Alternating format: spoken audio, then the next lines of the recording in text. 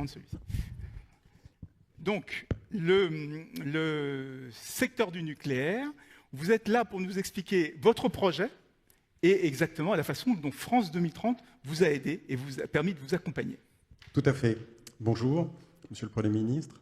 Raphaël Gorgé, je dirige Groupe Gorgé, qui est une ETI industrielle de haute technologie, présente principalement dans la défense. Nous avons aujourd'hui plus d'1 milliard de carnets de commandes, notamment dans le domaine des drones navals, là où France 2030 nous a aidés d'ailleurs. Mais depuis plusieurs années, nous développons dans le nucléaire. Il y a 3 ans, au travers de notre filiale Calogena, nous avons décidé de nous lancer dans la conception d'un petit réacteur modulaire dédié uniquement à la production de chaleur. En France, l'électricité est déjà décarbonée à 95%. Mais en Europe, la chaleur, qui représente 40% de l'énergie que nous consommons, est émettrice de CO2 à 93%.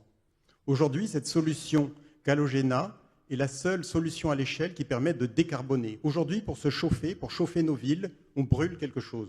On brûle du gaz, qui peut venir de Russie, des États-Unis d'ailleurs, on brûle nos forêts, on brûle du fioul.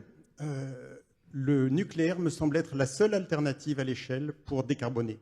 Avec ce petit cube d'uranium, on peut chauffer pendant toute une vie une famille.